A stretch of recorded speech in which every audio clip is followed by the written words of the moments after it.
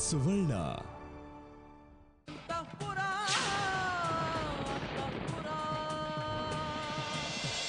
ಅತ್ತೆ ಪ್ಲೀಸ್, ನಾವಿಬ್ಬರು ಇಲ್ಲೇ ಇರ್ತೀವಿ.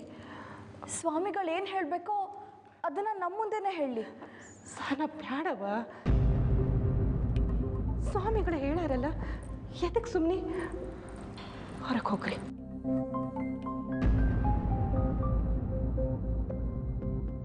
ಹಾಗಲ್ಲ ಅತ್ತೆ, ಅವರು ಭವಿಷ್ಯ ಹೇಳೋದು ನಮ್ಮಿಬ್ಬರ ಜೀವನದ ಬಗ್ಗೆ ಅಲ್ವಾ, ಹಾಗಾಗಿ ನಾವೇ ಕೇಳ್ತೀವಿ.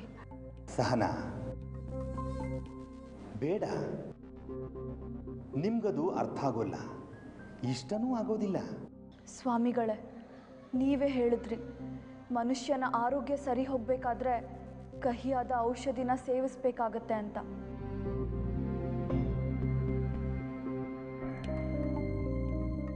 ಆದರೆ ಅದನ್ನು ಸೇವಿಸಬೇಕಾಗಿರೋರು ಯಾರು?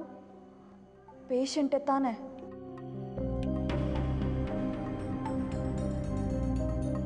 ಯಾರಿಗೆ ಹುಷಾರಿರಲ್ವೋ ಅವರೇ ತಾನೇ ಔಷಧಿನ ಸೇವಿಸಬೇಕು. ಹಾಗೆ ಇಲ್ಲೂ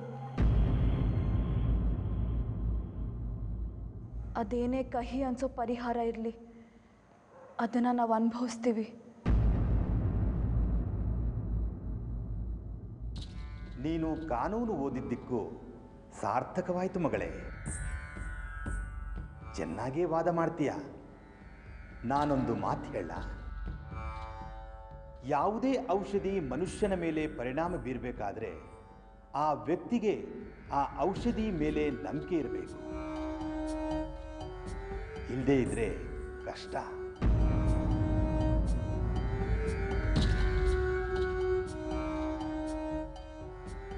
ಈಗ ನಿನಗೆ ನಾನು ನುಡಿಯೋ ಭವಿಷ್ಯದ ಬಗ್ಗೆ, ಅದರ ಸತ್ಯತೆಯ ಬಗ್ಗೆ ನಂಬಿಕೆ ಇಲ್ಲದೆ ಇದ್ರೆ ನಾನು ಹೇಳಿ ಏನು ಪ್ರಯೋಜನ, ನೀನು ಕೇಳಿ ಏನು ಪ್ರಯೋಜನ?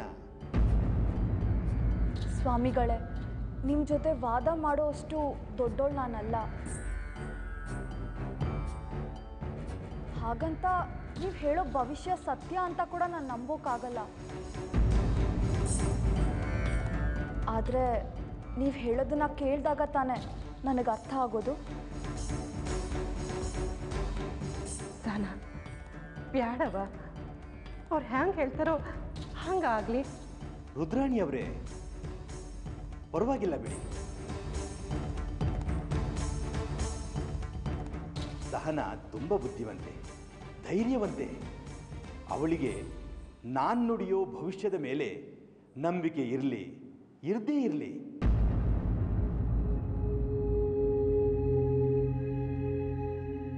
ಆದರೆ ಅವಳಿಗೆ ತನ್ನ ಜೀವನದಲ್ಲಿ ಎದುರಾಗುವ ಸಮಸ್ಯೆಗಳನ್ನು ಬಗೆಹರಿಸಿಕೊಳ್ಳೋ ಸಾಮರ್ಥ್ಯ ಇದೆ.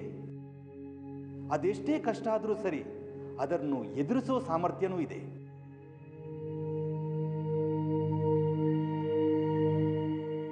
ನಾನು ಹೇಳ ಸಹನಾ, ನೀನು ಈ ಸುದೀಪ್ನ ಮದುವೆ ಆಗೋ ಹಠದಲ್ಲಿ ತುಂಬ ನೊಂದಿದ್ದೀಯ, ನಿಜ ಅಲ್ವಾ?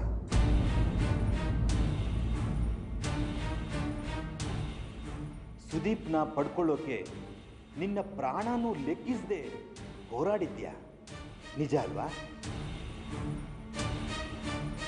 ಸ್ವಾಮಿಗಳೇ, ಏನು ಹೇಳಿದ್ರಿ? ಅದು ಹ್ಯಾಂಗೆ ಹೇಳಿದ್ರಿ? ನೀವು ಹೇಳಿದ್ದು 100ಕ್ಕೆ 100 ಖರೇನಾ? ಸಹನ ಕೇಳಿದ್ಯವ? ಸ್ವಾಮಿಗಳು ಹ್ಯಾಂಗೆ ಹೇಳಿದ್ರು? ಈಗ್ಲಾರ ನಿನಗೆ ನಂಬಿಕೆ ಬಂತವ?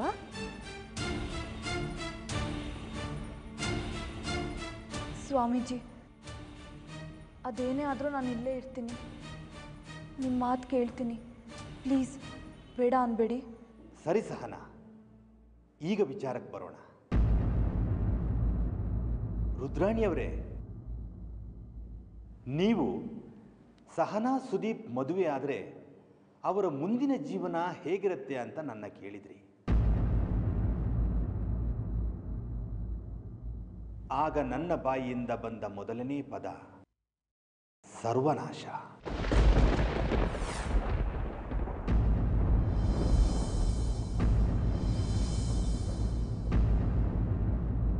ಸಹನಾ ಸುದೀಪ್ ಮದುವೆಯಾದರೆ ವೀರಗಡ ವಂಶ ಸರ್ವನಾಶ ಆಗುತ್ತೆ.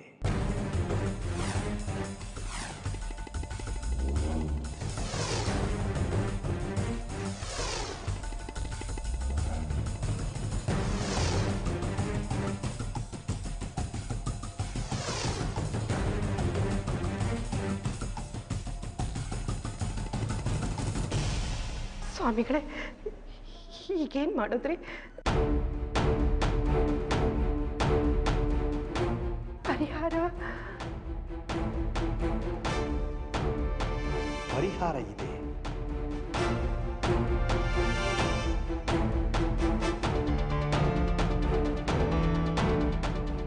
ಹುಡುಗ ಹುಡುಗಿ ಇಬ್ಬರೂ ಹುಟ್ಟಿದ ದಿನಾಂಕ, ಸಮಯ, ನಕ್ಷತ್ರ ಇವೆಲ್ಲದರ ಆಧಾರದ ಮೇಲೇನೆ ನನಗೆ ಈ ವಿಚಾರ ಗೋಚರವಾಗಿತ್ತು.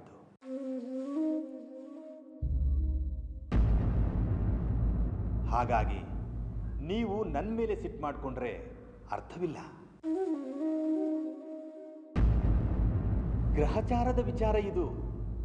ಪರಿಹಾರ ಸೂಚಿಸುವುದಷ್ಟೇ ನನ್ನ ಹೊಣೆ.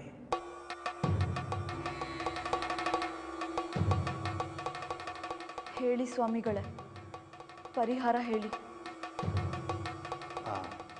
ಸುದೀಪ್, ನೀನು ಹೇಳಪ್ಪ. ನೀನು ನಾನು ಹೇಳೋ ಪರಿಹಾರನ ಒಪ್ಕೋತೀಯಾ? ನನ್ನ ಸೂಚನೆಗಳಂತೆ ನೀನು ನಡ್ಕೋತೀಯಾ? ಸ್ವಾಮೀಜಿ, ಸಹನಾನ ನಾನು ಮದುವೆ ಆಗಬೇಕು. ಅದಕ್ಕೋಸ್ಕರ ನಾನು ಏನು ಮಾಡೋದಕ್ಕೂ ಸಿದ್ಧ.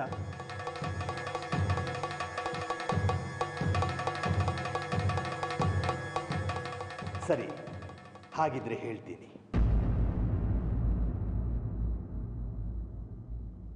ಸಹನಾ ಸುದೀಪ್ನ ಮದುವೆ ಆದರೆ ಸುದೀಪ್ ಸಾಯ್ತಾನೆ.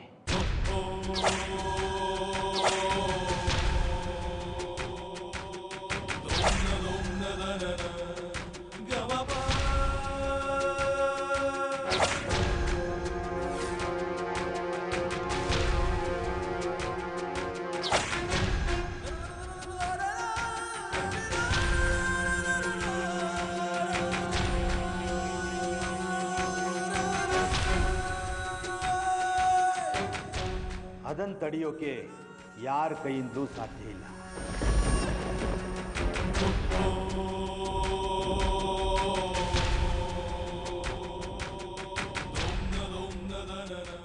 ಅಯ್ಯೋ ಅಯ್ಯೋ ದೇವರೇ, ಸ್ವಾಮಿಗಳೇ, ಏನು ಹೇಳಿದ್ರಿ ನೀವು?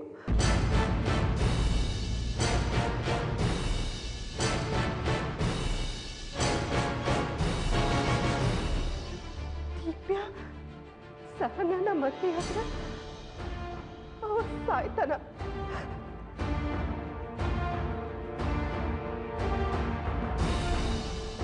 ಬೇಡ, ಹಂಗಾಗ್ಬಾರ್ದು. ಹಂಗಾಗ್ಬಾರ್ದು ಅಂದ್ರೆ ಏನ್ ಮಾಡ್ಬೇಕು ಅಂತ ಹೇಳಿ ಸ್ವಾಮಿಗಳೇ. ರುದ್ರಾಣಿ ಅವರೇ, ಹಾಗಾಗಬಾರ್ದು ಅಂದ್ರೆ ಸುದೀಪ್ಗೆ ಬೇರೆ ಹುಡುಗಿ, ಅಂದ್ರೆ ಯಾರ ಜಾತಕ ಸರಿ ಹೊಂದುತ್ತೋ ಅಂಥವ್ರನ್ನ ತಂದು ಮದುವೆ ಮಾಡಬೇಕು.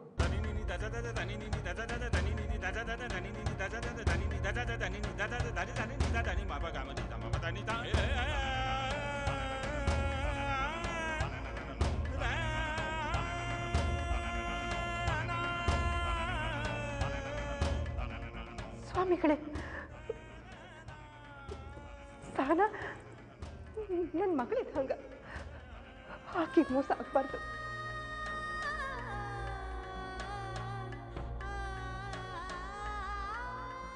ದೀಪಿಯನ್ನು ಬಿಟ್ಟು ಆಕೆ ಒಂದು ನಿಮಿಷನೂ ಬದುಕಂಗಿಲ್ಲ ಸ್ವಾಮಿಗಳೇ.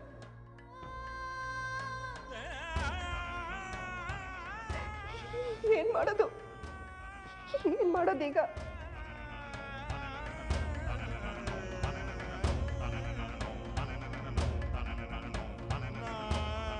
ರುದ್ರಾಣಿಯವರೇ, ಸಹನಾ ಸುದೀಪ್ಗೆ ಎರಡನೇ ಹೆಂಡತಿ ಆಗಬಹುದು.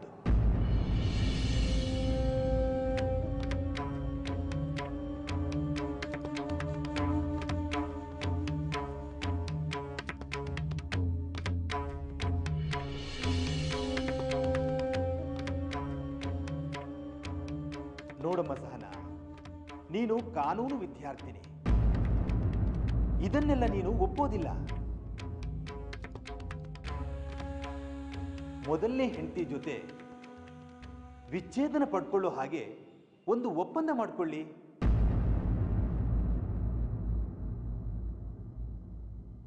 ಆಮೇಲೆ ಮರು ಮದುವೆ ಮಾಡಿಕೊಳ್ಬಹುದು.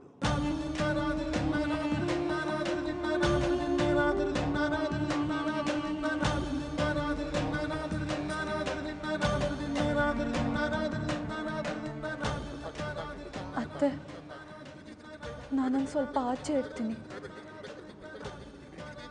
ಸುದೀಪ್,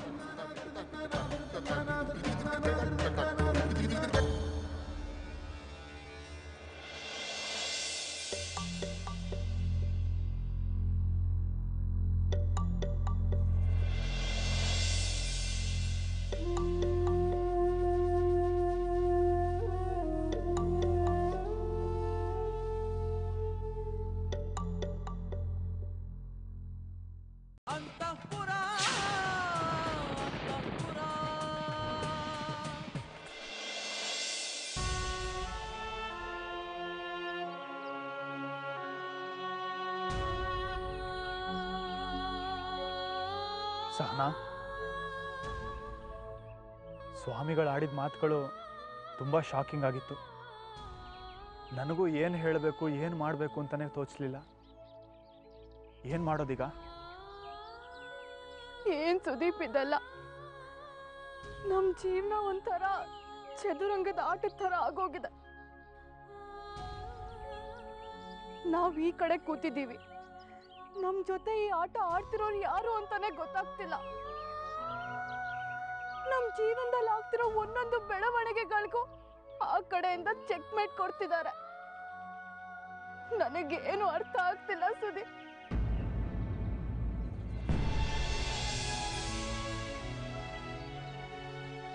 ಸ್ವಾಮೀಜಿ ಹೇಳ್ತಾರ ನಾವ್ ಏನ್ ಮಾಡ್ಬೇಕು, ನಾವ್ ಹೇಗ್ ಬದುಕ್ಬೇಕು ಅಂತೆಲ್ಲ.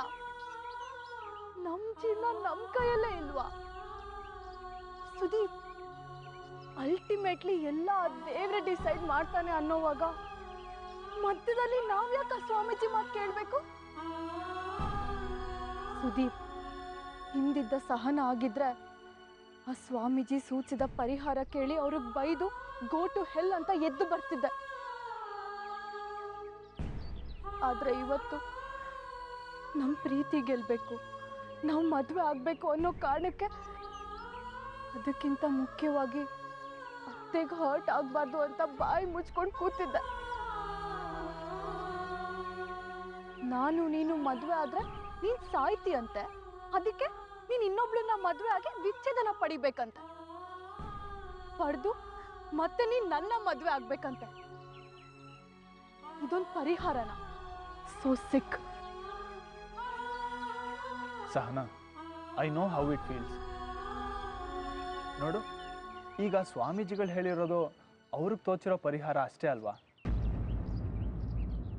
ನಮಗದು ಒಪ್ಪಿಗೆ ಆಗಿಲ್ಲ.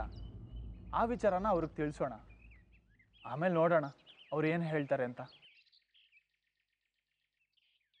ಬೇರೆ ಪರಿಹಾರನೇ ಇಲ್ಲ, ಅದೊಂದೇ ದಾರಿ ಅಂತ ಅವ್ರು ಹೇಳಿದ್ರೆ ಅತ್ತೆ ಆ ಸ್ವಾಮೀಜಿಗಳ ಮೇಲೆ ನಂಬಿಕೆ ಕಳ್ಕೋತಾರ? ಇಲ್ಲ ತಾನೆ, ಅತ್ತೆ ಅವ್ರು ಹೇಳಿದ್ದೆ ಸರಿ ಅಂತ ಯೋಚಿಸ್ತಾರೆ. ಸ್ವಾಮೀಜಿ ಹೇಳ್ದಾಗೆ ಮಾಡಿ ಅಂತ ಅವ್ರು ನಮ್ಮನ್ನ ಕನ್ವಿನ್ಸ್ ಮಾಡಕ್ ಬಂದ್ರೆ ಅವಾಗ ಏನ್ ಮಾಡೋದು? ಅವ್ರಿಗೆ ಹೇಗೆ ಹೇಳೋದು?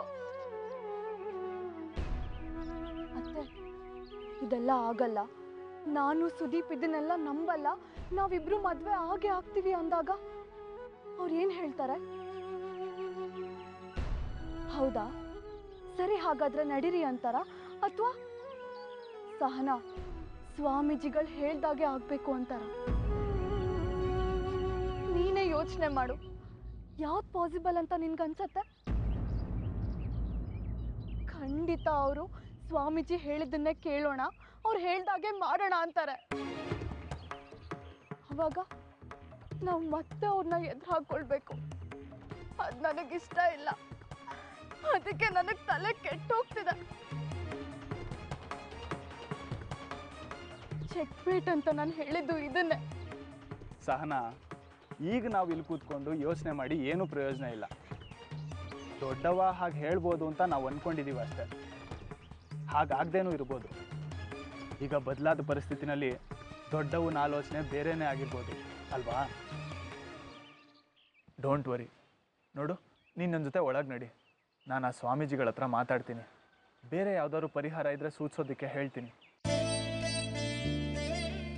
ಹಾಂ ಸಹನಾ, ಆಮೇಲೆ ಇನ್ನೊಂದು ಮಾತು. ಪಾಪ ಸ್ವಾಮೀಜಿ ಮನಸ್ಸಿನಲ್ಲಿ ನಾವಿಬ್ಬರು ಮದುವೆ ಆಗಬಾರ್ದು ಅಂತ ಏನೂ ಇರಲ್ವಲ್ಲ. ಅವರು ಗೋಚರವಾಗಿದ್ದನ್ನು ಅವ್ರು ಹೇಳಿದಾರಷ್ಟೇ. ಅವ್ರಿಗೂ ನಮಗೂ ಬೇರೆ ಯಾವ ಸಂಬಂಧನೂ ಇಲ್ಲ. ಸೊ ಒಳಗೆ ಹೋಗಿ ಮೊದಲು ಅವ್ರ ಹತ್ರ ಸಾರಿ ಕೇಳೋಣ. ನಾವು ಹಾಗೆ ಹೊರಗೆ ಬಂದಿದ್ದು ಅವ್ರಿಗೆ ಬೇಜಾರಾಗಿ ಬೇರೆ ಏನಾದರೂ ಪರಿಹಾರ ಇದ್ದು ನಮ್ಮ ಆ್ಯಟಿಟ್ಯೂಡ್ ನೋಡಿ ಸುಮ್ಮನಾಗ್ಬಿಟ್ರೆ? ನೋಡು, ನೀನು ತಲೆ ಕೆಡ್ಸ್ಕೊಬೇಡ, ನಾನು ಮಾತಾಡ್ತೀನಿ. ನಡಿ, ಒಳಗೆ ಹೋಗೋಣ. ದೊಡ್ಡವ ಒಳಗಿದ್ದಾರೆ. ಆ ಸ್ವಾಮೀಜಿಗಳ ಮಾತುಗಳಿಂದ ಅವರು ಪ್ರಭಾವಿತರಾಗಿ ಅವ್ರು ಇನ್ನೊಂದು ಮದುವೆ ಬಗ್ಗೆ ಸೀರಿಯಸ್ ಆಗಿ ಯೋಚನೆ ಮಾಡೋಕ್ಕಿಂತ ಮುಂಚೆ ನಡಿ, ಲೆಟ್ಸ್ ಗೋ. ನಡಿ.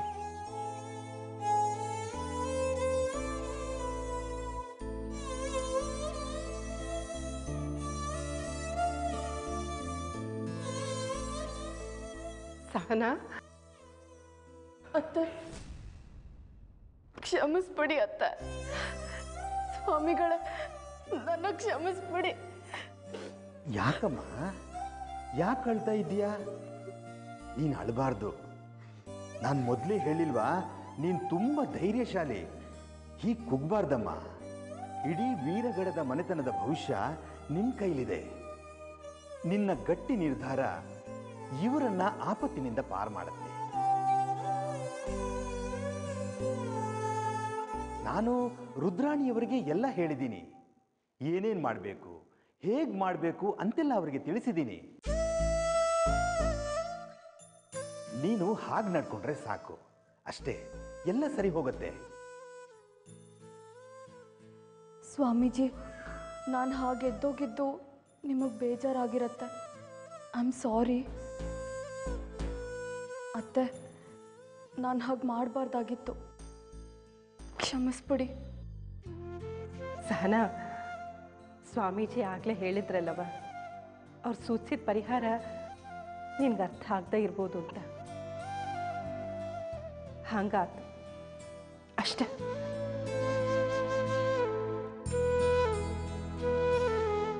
ಬಿಡು, ಈಗ ಮುಂದೇನು ಮಾಡೋಣ ಅಂತ ಯೋಚಿಸೋಣ.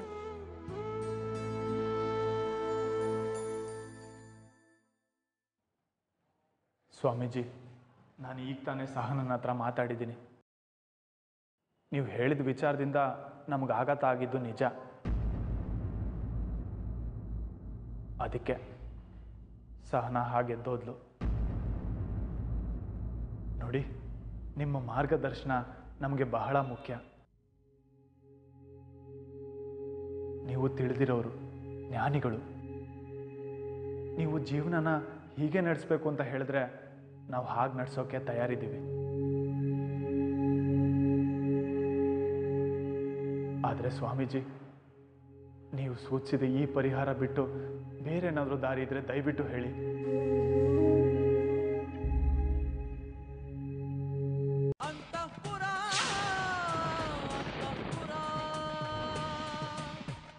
ನೀವು ಸೂಚಿಸಿದ ಈ ಪರಿಹಾರ ಬಿಟ್ಟು ಬೇರೆ ಏನಾದರೂ ದಾರಿ ಇದ್ರೆ ದಯವಿಟ್ಟು ಹೇಳಿ. ಯಾಕಂದರೆ ನೀವು ಸೂಚಿಸಿದ ಪರಿಹಾರ ತುಂಬ ತುಂಬ ನಮಗೆ ಹಾಗೆ ಮಾಡೋದು ತುಂಬ ಕಷ್ಟ ಆಗುತ್ತೆ. ಸಹನಾ ತುಂಬ ನೋವು ಅನುಭವಿಸ್ತಿದ್ದಾಳೆ.